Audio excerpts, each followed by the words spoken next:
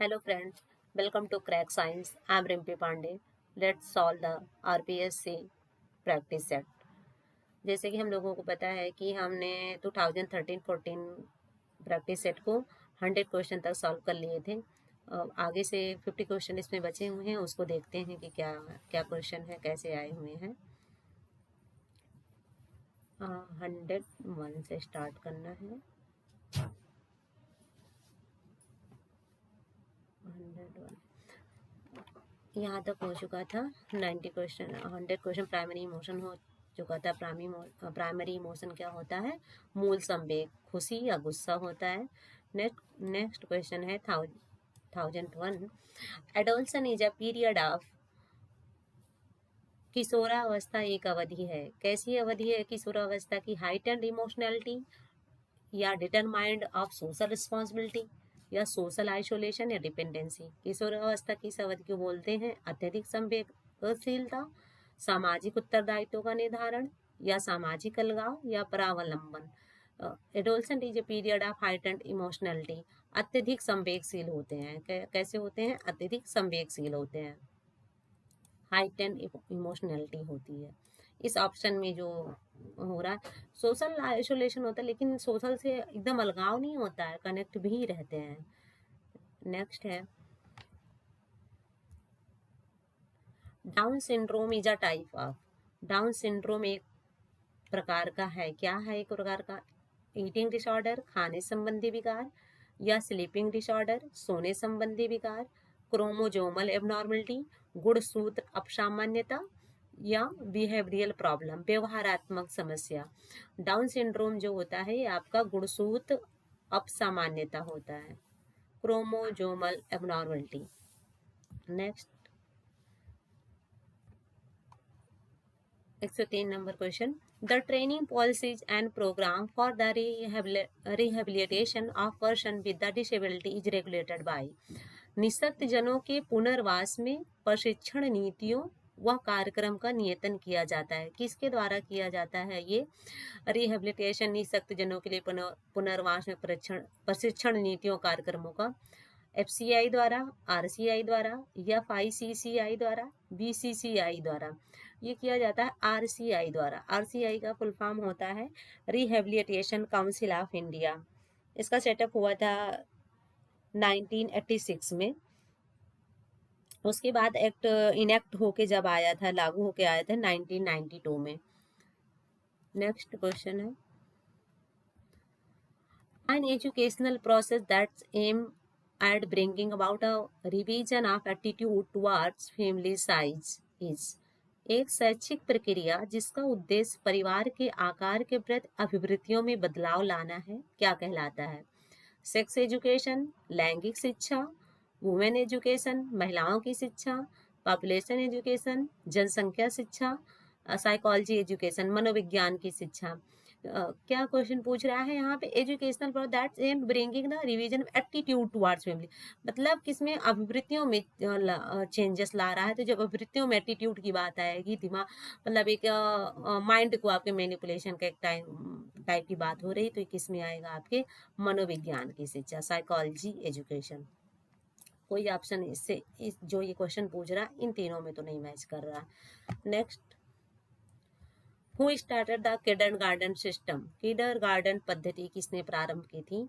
ये कि मेमके गांधी ने, मारिया मॉन्टेसरी ने, जे रसियन ने या फ्रेडरिक फ्रोवेल ने? ये किया था फ्रेडरिक फ्रोवेल ने। Kindergarten theory is given by the Friedrich Froebel. Next,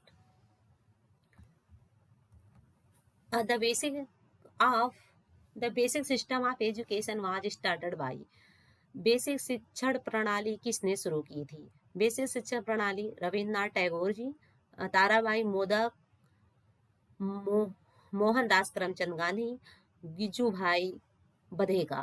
ये स्टार्ट किया था बेसिक एजुकेशन सिस्टम स्टार्ट किया था मोहन करमचंद गांधी जी ने स्टार्ट किया था बेसिक शिक्षा को। Next question, major agent for transmitting culture is. संस्कृति के हस्तांतरण का मुख्य कारक है। संस्कृति के क्या है? सोसाइटी, समाज, स्कूल, विद्यालय, कम्युनिटी, समुदाय, फैमिली, परिवार। क्या है संस्कृति के हस्तांतरण का मुख्य कारक क्या है? वो होता है सोसाइटी। सोसाइटी के अंदर ही ये तीनों चीजें आती है। सोसाइटी के अंदर पहले क्या आता है? कम्युनिटी आता है, कम्युनिटी के अंदर फिर क्या आता है? फैमिली आता है, और स्कूल सोसाइटी के अंदर ही आता है। तो जो मेजर एजेंट ट्रांसमिटिंग कल्चर का है वो क्या है? सोसाइटी है, समाज है।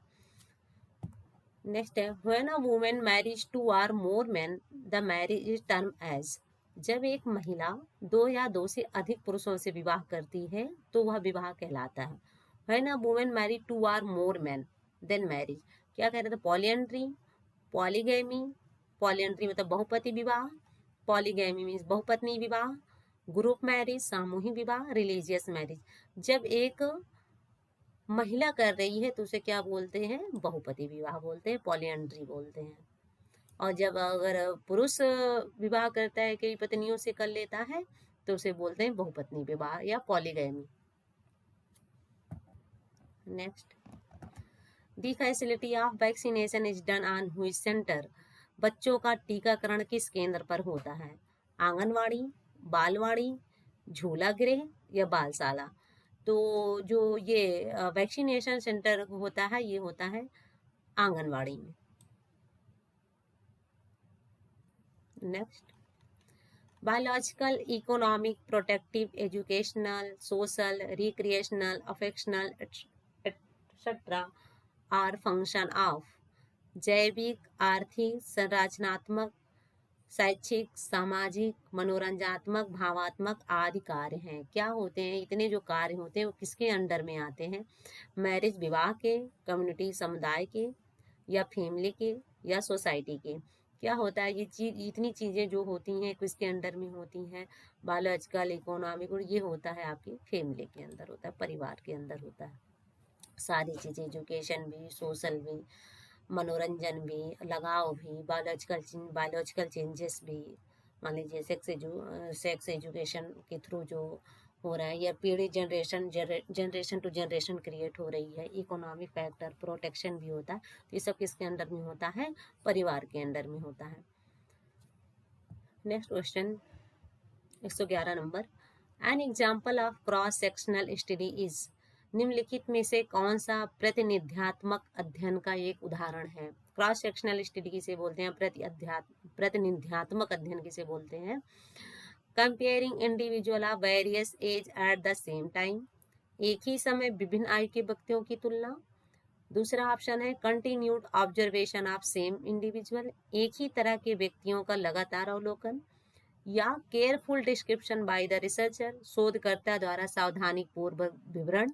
या classification of data by the researcher, शोधकर्ता द्वारा तत्वों का वर्गीकरण। तो क्रॉस सेक्शनल स्टडी जो होती है ये होता है आपका एक ही समय पे विभिन्न आयु के व्यक्तियों की तुलना करते हैं। और ये जो होता है कि continued observation of the same individual, ये होता है लॉन्गिट्यूडनल स्टडी में। सेकंड ऑप्शन जो होता है लॉन्गिट्यूडनल स्टडी में होता है। और जब एक ही समय पर विभिन्न आयु के व्यक्तियों की तुलना करते हैं तो वो होता है आपका क्रॉस सेक्शनल स्टडी या प्रतिनिध्यात्मक अध्ययन। Next, the kind of communication between the villagers and different agency is shown by. ग्रामवासियों तथा विभिन्न एजेंसियों के मध्य संचार के प्रकार को दर्शाया जाता है। किसके थ्रू दर्शाया जाता है? मोबिलिटी मैप, गतिशीलता नक्शा द्वारा, रैंकिंग श्रेणी क्रम द्वारा, ट्रांसेक्ट द्वारा, या वेन डायग्राम द्वारा। Communicate between the villages and different agency की बात हो रहा है। जब ये किसके थ्रू दिखाया जाता है? तो ये दिखाया जाता है, ये होता है ट्रांसेक्ट कम्युनिकेशन द्वारा होता है। Next, give the sequential order of symptoms of vitamin A deficiency. Sequential order में मतलब विटामिन ए की कमी के लक्षणों के सही क्रम में व्यवस्थित कीजिए। पहले क्या होता है? सबसे पहले इसमें होता है आपको जब विटामिन ए की डिफिशियंसी होती है तो उसमें क्या होता है? सबसे पहले नाइट, इसमें जो ऑप्शन में दिया गया है नाइट ब्लाइंडनेस, केरेटिनाइजेशन, जीरोपैथेलेमिया या केरेटोमालेशिया। तो इसमें पहले होता है आपका नाइट ब्लाइंडनेस। नाइट ब्लाइंडनेस किस में आता है? फर्स्ट ऑप्शन में आ रहा है।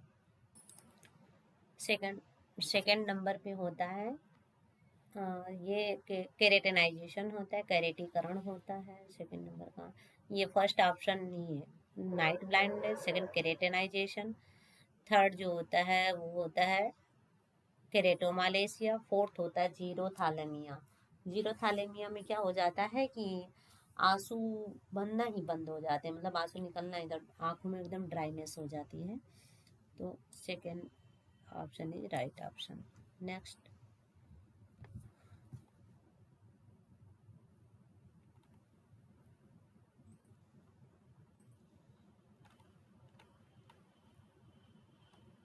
कहीं तो था ये।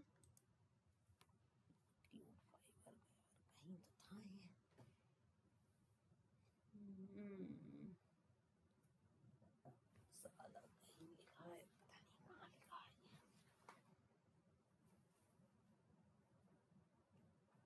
कहाँ लिखा है ये। कहाँ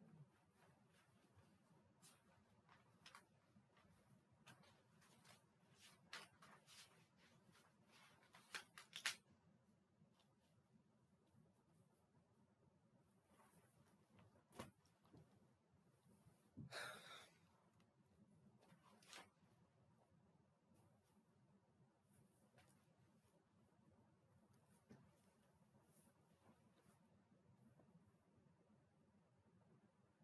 है? My God। सबसे पहले इसमें हिंदी में आते हैं, क्या है सबसे पहले करते हैं इसमें। सेकंड नंबर, सबसे पहले रेशों का सुखाना व वजन करते हैं। फिर उसके बाद कहते हैं पीसे हुए नमूने से वसा निकालना है और वह वजन करना करते हैं। Second, first and second. फिर उसके बाद करते हैं 1.25% H2SO4 से पचाना व छानना करते हैं। फिर 1.25% NOS से पचाना व छीना करते हैं। तो second option is right answer. Second option is, sorry ये कहाँ, सेकंड जी, second option is right answer. Next,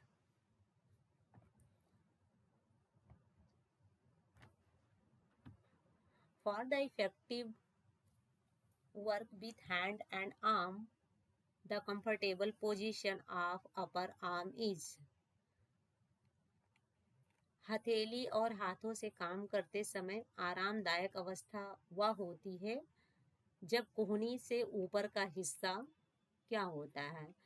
समतल और शरीर के पास होना, लंबात्मक या शरीर के पास होना, या कार्यस्थल के समतल होना, या शरीर के बहुत करीब होना। हथेली और हाथों का काम जब करते हैं आराम अवस्था तब होती है जब कोहनी का हिस्सा क्या होता है? थोड़ा सा vertical and close the body, थोड़ा सा उठा हुआ होता है और बॉडी के पास होता है। जैसे आप वर्क स्लेब पे एक तरीके से बात करें, किचन पे खाना बना रहे तो थोड़ा हाथ आपका ऊपर रहता है, तो क्या होता है? कंफर्टेबल पोजीशन होती है। जब कोहनी की बात की यूज कर रहे हैं, आरामदायक अवस्था, हथेली और हाथों का दोनों का यूज कर रहे हैं। Next, the study of various aspect of man in working environment is. कार्यरत वातावरण में मनुष्यों की विभिन्न अवस्थिति के अध्ययन को कहा जाता है। क्या कहा जाता है? वर्किंग इन्वायरमेंट को बॉडी मैकेनिक, शारीरिक यंत्र, वर्क सिंप्लीफिकेशन, कार्य सरलीकरण, वर्क फिजियोलॉजी, कार्य शरीरवृत्त, या वर्क एर्गोनॉमिक्स। जब वर्किंग इन्वायरमेंट की बात होती है या वर्क सिंप्लीफिकेशन की बात होती है तो उसको बोलते हैं वर्क सिंप्लीफिकेशन। इन्वायरमेंट की बात हो रही है, बॉडी पार्ट की बात नहीं हो रही है। अगर कोई काम करते वक्त बताया गया होता मैन, तो फिर वो वर्क एर्गोनॉमिक्स में आ जाता। Next, sustainable fashion includes. धारणीय फैशन से सम्मिलित है environment friendly materials, socially responsible method, fast changing fashion, product that could last multiple season. क्या है धारणीय फैशन में सम्मिलित है? पर्यावरण मैत्रीपूर्ण सामग्री, या सामाजिक रूप से उत्तरदायी ढंग, या तीव्र गति से परिवर्तित होने वाले फैशन, या उत्पाद जो बहु ऋतुओं तक चल सकें। क्या होते हैं धारणीय फैशन? क्या होते हैं? सस्टेनेबल फैशन वो होते हैं जो product that could last multiple season, जो प्रोडक्ट कई सीजन में काम कर दे वो क्या होता है, आगे फैशन को क्या होता है, सस्टेनेबल आगे बढ़ाने वाला होता है। Next, the most important chemical group in cotton polymer is, cotton polymer में सबसे महत्वपूर्ण रासायनिक ग्रुप है amide group, hydroxyl group, carboxyl group या सल्फ्यूरिक ग्रुप। तो जो कॉटन पॉलीमर में होता है वो होता है hydroxyl group. Next, the special marriage act was formulated in, special marriage act कब पास हुआ था, विशेष विवाह अधिनियम डॉट डॉट सन में बनाया गया था, 1947, 1950, 1954, 1964। 1544।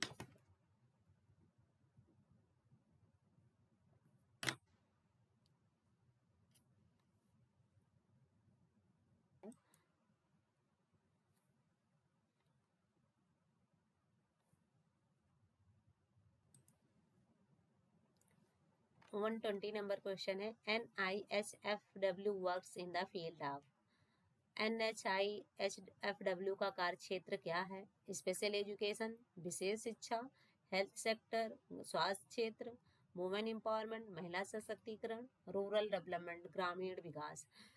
तो NIHFW का फुल फॉर्म होता है national institute of health and family welfare. ये स्टैब्लिश्ड हुआ था 1977 में। इसका जो मेन काम होता है वो हेल्थ सेक्टर का होता है, स्वास्थ्य क्षेत्र के लिए वर्क होता है, national institute of health and family welfare. Next question, teaching any class students need and interest also have to be born mind, which of the following dimension cover this aspect? किसी कक्षा में शिक्षण के समय विद्यार्थियों की आवश्यकताओं एवं रुचियों को मस्तिष्क में रखना चाहिए। निम्नलिखित में से कौन सा आयाम इस पक्ष को ध्यान में रखता है? साइकोलॉजिकल डायमेंशन, मनोवैज्ञानिक आयाम, फिलोसफिकल डायमेंशन, दार्शनिक आयाम, इवैल्यूएशन डायमेंशन, मूल्यांकन आयाम, मेथोडोलॉजिकल डायमेंशन, कार्य प्रणाली आयाम। कौन सी इसमें प्रणाली है जो किसी कक्षा शिक्षण के समय विद्यार्थियों की आवश्यकताओं रुचियों के मस्तिष्क में ध्यान में रखता है? वो कौन सा आयाम होता है? वो होता है साइकोलॉजिकल डायमेंशन, मनोवैज्ञानिक आयाम की उसके कि बच्चा कैसे है, पढ़ने में अच्छा है, कौन बच्चा कमजोर है, कौन बच्चा ज्यादा तेज है, उस चीज को दिमाग में रखते हुए वो क्या करता है, टीचिंग करता है। Next, which of the following statement is not correct in reference to educational psychology? Select the answer using the code given below. निम्नलिखित में से शिक्षा मनोविज्ञान के संदर्भ में कौन सा कथन सही नहीं है? पहला option, as a science of soul, आत्मा के विज्ञान के रूप में, as a science of logic, तर्क के विज्ञान के रूप में, as a science of mind, मस्तिष्क के विज्ञान के रूप में, as a science of consciousness, चेतना के विज्ञान के रूप में। एजुकेशनल साइकोलॉजी किसे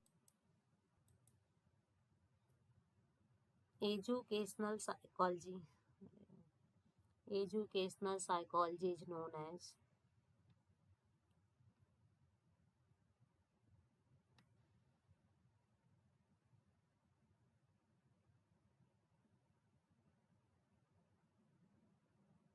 Educational psychology is known as science of consciousness.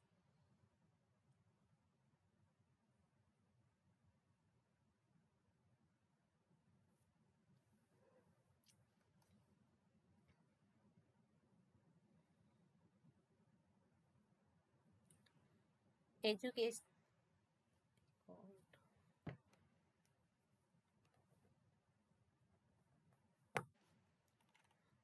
122 number question है, which of the following statements is not correct in reference of educational psychology?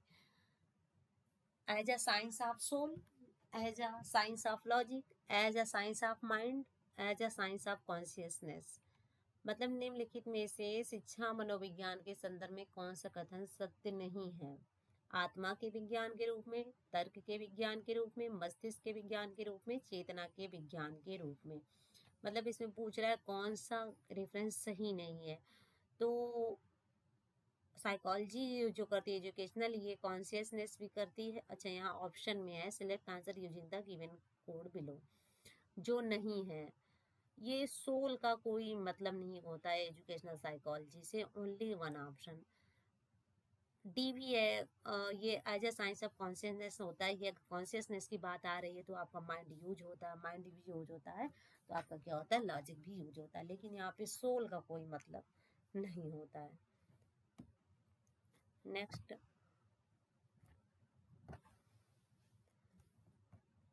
the process in which the presence of teacher pupil participation and their activeness is not essential is called। वह प्रक्रिया जिसमें शिक्षक की उपस्थिति, विद्यार्थी की सहभागिता एवं उनकी सक्रियता सम्मिलित होना आवश्यक नहीं है, कहलाती है। क्या कहलाती है? टीचिंग, शिक्षण, इंस्ट्रक्शन, अन्वेषण, या ट्रेनिंग, प्रशिक्षण, या प्रतिपादन, इंडॉक्ट्रिनेशन। तो किसमें वह शिक्षक की उपस्थिति, विद्यार्थी की सहभागिता और उनकी सक्रियता सम्मिलित होना आवश्यक नहीं होता है। किसमें नहीं होता है? टीचिंग में तो होना, अगर टीचिंग होगी ही नहीं, जब अगर कोई होगा ही नहीं, टीचर स्टूडेंट का रोल ही होता है टीचिंग में। ट्रेनिंग में भी, ट्रेनिंग में जरूरी नहीं है कि हो ही, कि टीचर ही हो स्टूडेंट ही हो। यहाँ पे बात कर रहा है शिक्षक की और people participation, teacher people participation in their activeness in not essential. And next है इंस्ट्रक्शन, आदेश किसको दे रहे हैं, किसी को इंस्ट्रक्शन देंगे। इंडॉक्ट्रिनेशन में भी होता है, किसी बिलीफ सिस्टम को चेंज करना होता है। तो ये इसमें जो आपका ऑप्शन है B and C, instruction and indoctrination, या ओनली बी, या ए एंड डी, कौन सा ऑप्शन सही जाएगा इसमें? इसमें जो ऑप्शन होगा वो होगा B and C, instruction and training. Indoctrination में तो बिलीव होता है, विदाउट क्वेश्चन किए हुए बिलीव बना लेना। नेक्स्ट है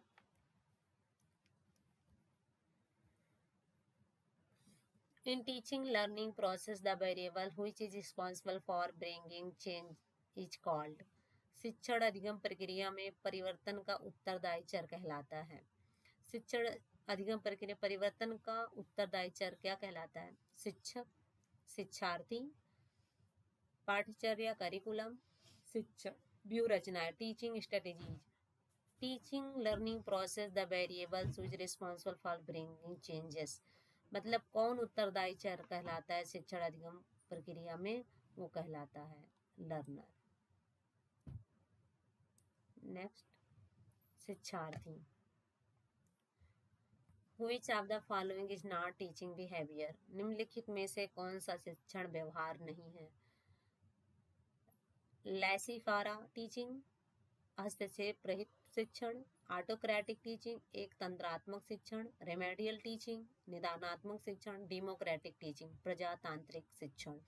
और नॉट टीचिंग बिहेवियर मतलब कौन सा इसमें शिक्षण व्यवहार नहीं है? तो इसमें जो होता है डेमोक्रेटिक टीचिंग, रेमेडियल टीचिंग भी होती है, लैसे फेरा टीचिंग, हस्तक्षेप रहित शिक्षण। हस्तक्षेप से शिक्षण तो पॉसिबल नहीं, अगर शिक्षण हो रहा है तो हस्तक्षेप तो होगा। एक तंत्रात्मक शिक्षण भी होता है, ऑटोक्रेटिक टीचिंग भी होती है। फर्स्ट ऑप्शन लैसे फेरा teaching. Next, successful teacher is one who is. एक सफल शिक्षक वह है जो हो कम कम compassionate and disciplinarian, and quick and reactive, tolerant and dominating, passive and active। दयालु, अनुशासनवर्ती, शांत एवं प्रतिक्रियाशील, या सहनशील या प्रभुत्ववादी, या निष्क्रिय एवं सक्रिय। क्या पूछा है कि इसमें क्वेश्चन में? वन हु मतलब सक्सेसफुल टीचर कौन सा होता है?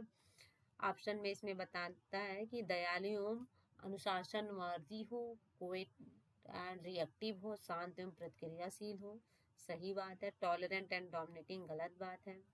पैसिव एंड एक्टिव, एक्टिव होना चाहिए, पैसिव नहीं होना चाहिए। सेकेंड बी सी डी तो नहीं है, A B option A B right. कभी शांत रहे कभी रिएक्टिव रहे, ये नहीं है कि हमेशा शांति रहे रिएक्टिव कभी हो ही ना, दोनों चीज़ें होना कंपलसरी है। Next, block in the path of learning in the period cause due to, अधिगम के रास्ते में रुकावट के क्लांश का कारण है।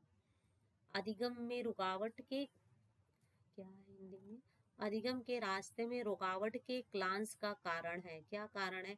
Mental fatigue, loss of interest या अनफेवरेबल इन्वायरमेंट। मानसिक थकावट, रुचि का ना होना, प्रतिकूल वातावरण।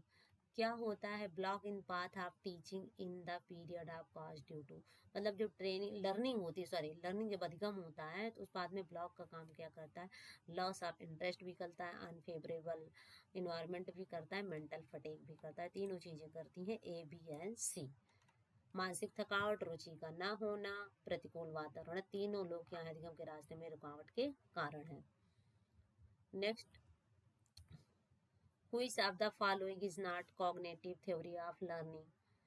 निम्नलिखित में से कौन सा अधिगम का ज्ञानात्मक सिद्धांत है? कॉग्निटिव थ्योरी ऑफ लर्निंग के बाद classical conditional theory, sign learning theory, field theory, reinforcement theory. अनुकूलित अनुक्रिया सिद्धांत, समीपीय संबंधवाद सिद्धांत, क्षेत्रीय सिद्धांत, प्रबलन सिद्धांत। निम्नलिखित में से कौन सा अधिगम का ज्ञानात्मक सिद्धांत है? ज्ञानात्मक सिद्धांत जो होता है ये होता है क्लासिकल कंडीशनल थ्योरी, अनुकूलित अनुक्रिया सिद्धांत। Next question, an exchange of facts, ideas, opinions or emotion by two or more person is called, दो या अधिक व्यक्तियों द्वारा तथ्यों, विचारों, अभिमतों अथवा संवेगों का आदान प्रदान कहलाता है। क्या कहलाता है? टीचिंग, शिक्षण, कम्युनिकेशन, संप्रेषण, इंफॉर्मेशन, सूचना, लर्निंग, अधिगम।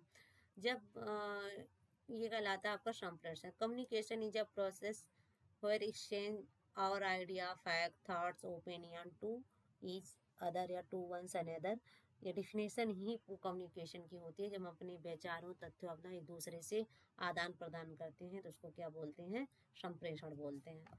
Next question, thinking and reasoning powers begin to grow in the child at the age, बालक का आयु वर्ग जिसमें सोच विचार क्षमता शुरू हो जाती है वह है 1.5 से 2.5 साल, 2.5 साल से 3 साल, 3 से 4 साल, after 4 year. For a teacher, thinking and रीज,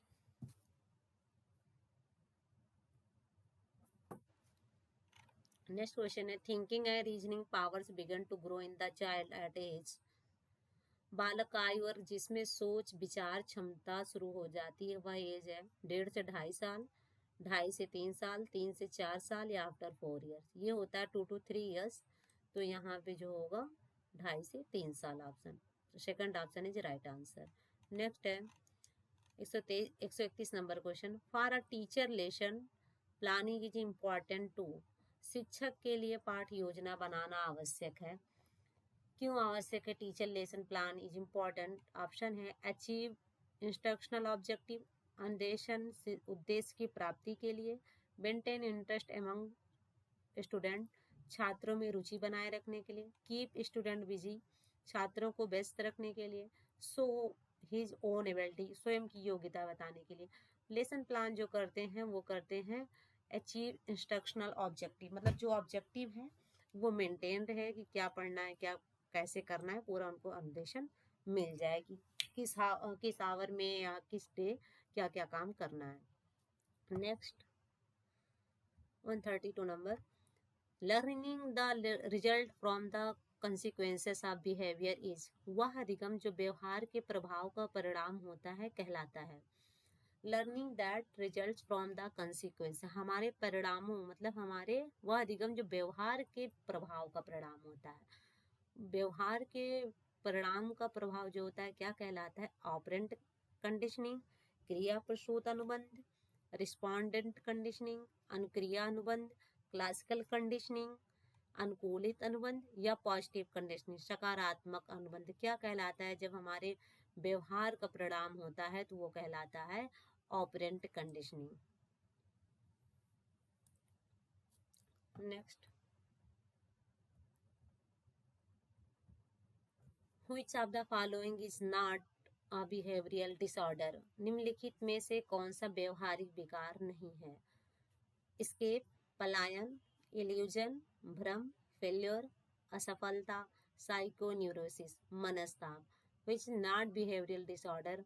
पलायन करना क्या है? बिहेवियरल डिसऑर्डर नहीं है।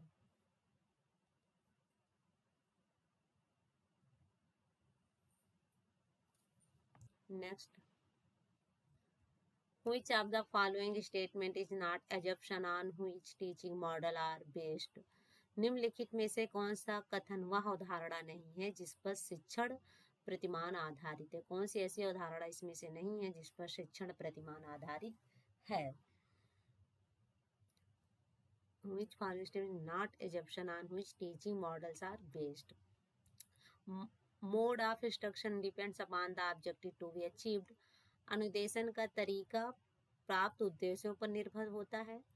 Different teaching objective can not be achieved by various activity. सीखने के विभिन्न उद्देश्य अनेक क्रियाओं से प्राप्त नहीं किए जा सकते। Different style of learning require different modes of instruction. सीखने की विभिन्न शैलियों के लिए अनुदेशन के विभिन्न तरीकों की आवश्यकता होती है। लास्ट, सीखने के सरलीकरण के लिए शिक्षक द्वारा वांछित वातावरण का सृजन किया जा सकता है। कौन सा ऑप्शन इसमें सही है?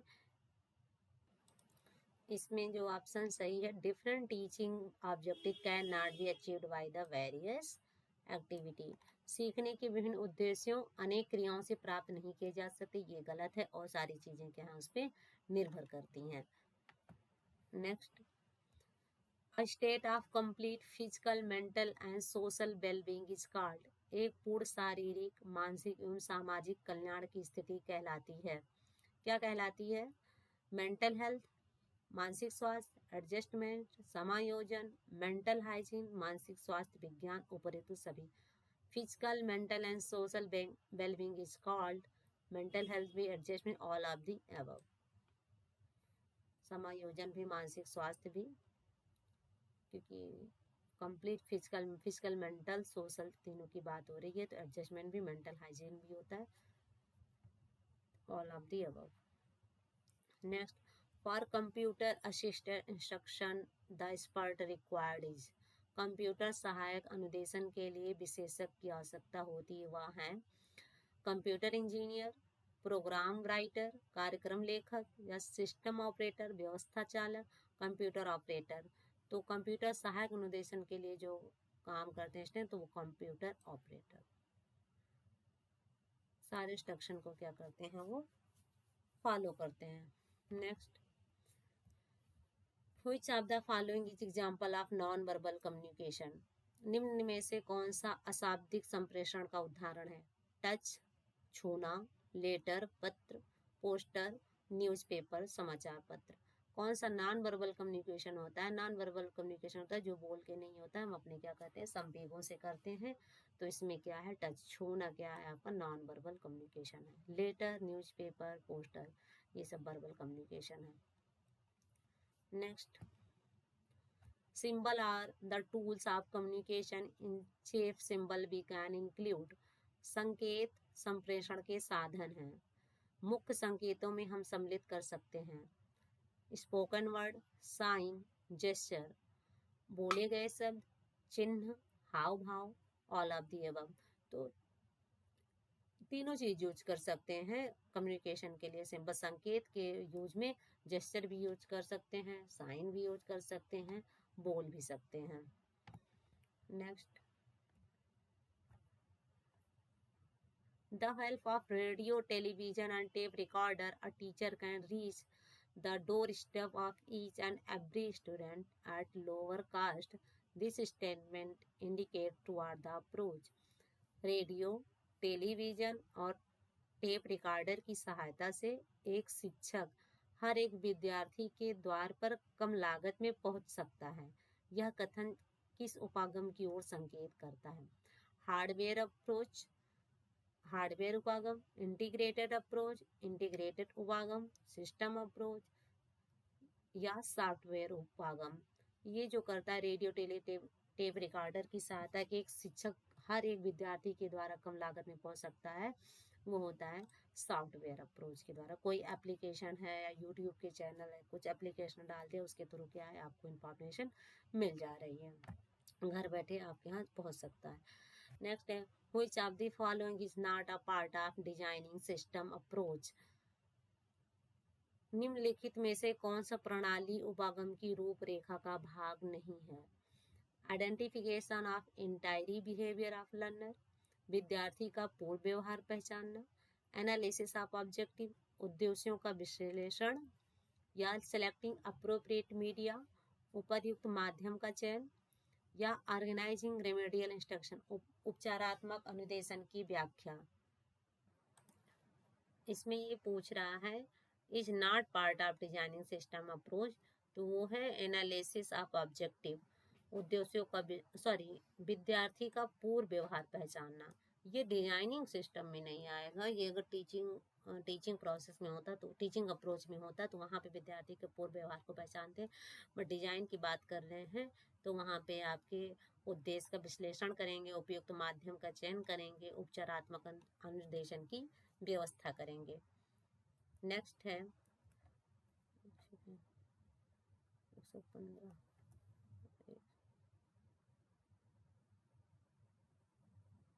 किस नंबर पे चल रहा था क्वेश्चन?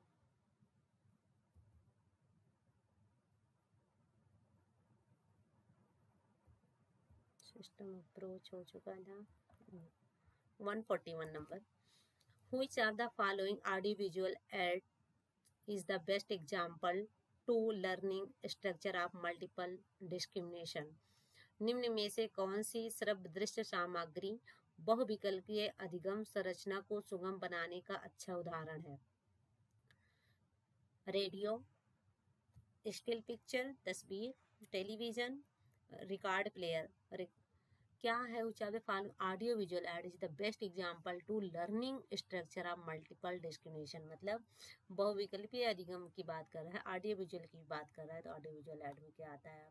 टेलीविजन आता है। रेडियो ऑडियो एड है, पिक्चर जो है विजुअल एड है, रिकॉर्ड प्लेयर जो है ऑडियो एड है। तो लेकिन यहाँ पे बात कर रहा है ऑडियो विजुअल एड की, तो ऑडियो विजुअल एड में जो आता है सिर्फ दृश्य सामग्री में television. Next, which of the following is not a basic assumption of computer assisted instruction। निम्नलिखित में से कौन सी कंप्यूटर सहायता प्राप्त अनुदेशन की मूल मान्यता नहीं है? एक ही समय पर अनेक शिक्षार्थियों को अनुदेशन प्रदान करना, शिक्षार्थी की निष्पत्ति को स्वतः लिपिबद्ध करना, शिक्षक एवं शिक्षार्थी के मध्य अंतःक्रिया, या तकनीकी के प्रयोग में विविधता। क्या क्वेश्चन पूछा हुआ है? कौन सी कंप्यूटर सहायता प्राप्त अनुदेशन की मूल्य मान्यता नहीं है? इसमें जो नहीं है कंप्यूटर असिस्टेड इंस्ट्रक्शन की ये होता है automatic recording of learner performance, मतलब ऑटोमेटिक रिकॉर्ड ना हो या लर्नर परफॉर्मेंस रिकॉर्ड होना पॉसिबल है नहीं, तो ये second option is right answer. Next है,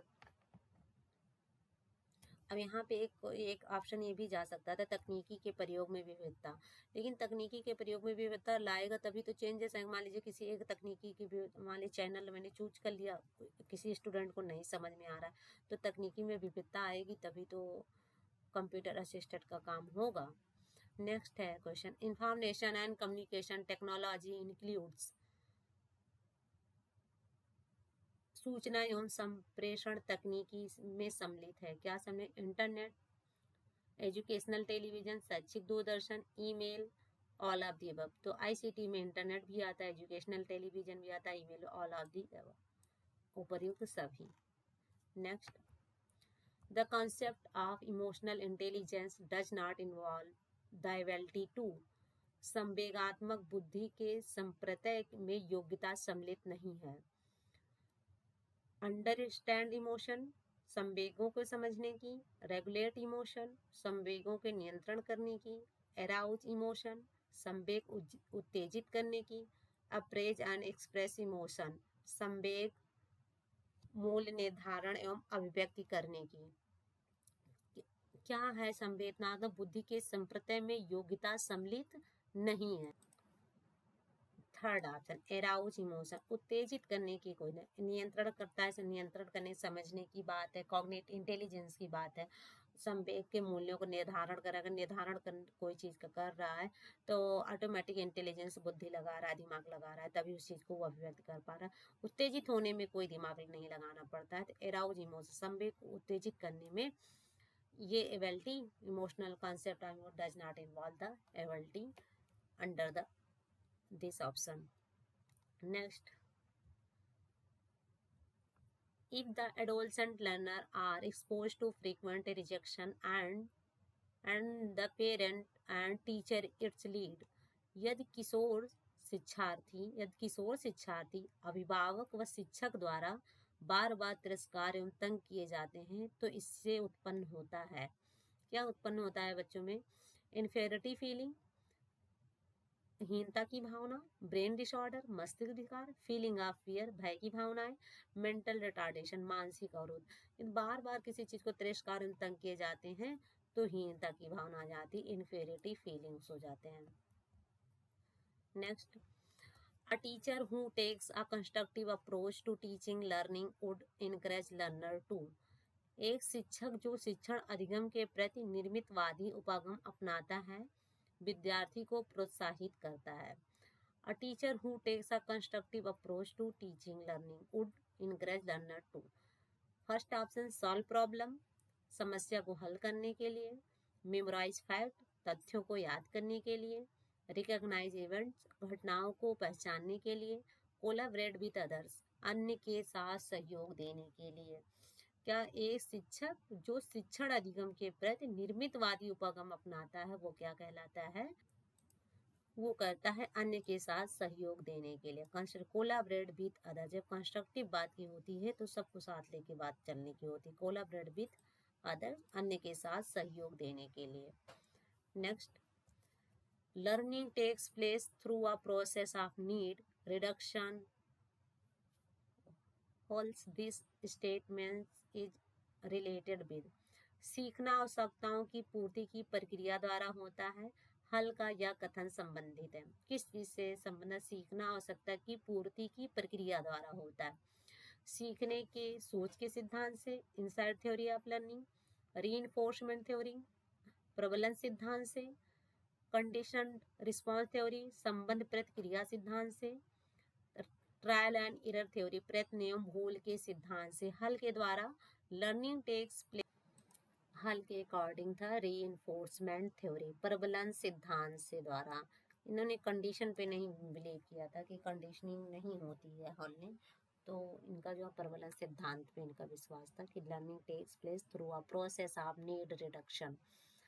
नेक्स्ट क्वेश्चन है 148, the primary accountability of a teacher towards a learner is, एक शिक्षक की शिक्षार्थी के प्रति प्राथमिक जवाबदेही है। इंटेलेक्चुअल डेवलपमेंट, बौद्धिक विकास, ऑलराउंड डेवलपमेंट, सर्वांगीण विकास, फिजिकल डेवलपमेंट, शारीरिक विकास, वैल्यू डेवलपमेंट, मूल विकास। तो प्राइमरी अकाउंटेबिलिटी जो है टीचर की एक लर्नर के लिए क्या होनी चाहिए, वो ऑप्शन में चूज करना है। Using select the answer using the code, वो होना चाहिए ऑल अराउंड डेवलपमेंट, बिल्कुल सही बात है। ऑल अराउंड डेवलपमेंट अगर चूज कर ले रहे हैं तो वैल्यू भी हो जाएगा, फिजिकल भी हो जाएगा, इंटेलेक्चुअल डेवलपमेंट, तो B only, B option is right. क्योंकि अगर एक दो कर देंगे तो फिर और इसमें एक भी हम क्रॉस मतलब कट नहीं कर सकते हैं, तो only B option is right answer. Next, any psychological disturbance may lower the efficiency and effect of an adolescent learner and can produce, कोई भी मनोवैज्ञानिक बाधा एक किशोर विद्यार्थी की निपुणता एवं प्रभावशीलता को न्यून कर सकती है। क्या क्वेश्चन क्या कह रहा है? कोई भी मनोवैज्ञानिक बाधा एक किशोर विद्यार्थी की निपुणता एवं प्रभावशीलता को न्यून कर सकता है तथा उत्पन्न कर सकता है। क्या ऑप्शन में है? अ टेम्पोररी अंडर अचीवमेंट पैटर्न, एक अस्थायी निम्न उपलब्धि प्रतिमा, घनिष्ठ मित्र से अलगाव, परिवार के सदस्यों से कुसमायोजन, उपर्युक्त सभी। तीनों चीजें अगर परिवार को समायोजन हो गया, घनिष्ठ में से अलगाव हो जाता है, लो डिप्रेशन हो जाता, अस्थायी निम्न उपलब्धि प्रतिमान जो है, उपर्युक्त सभी, all of the above. Next last question 150. According to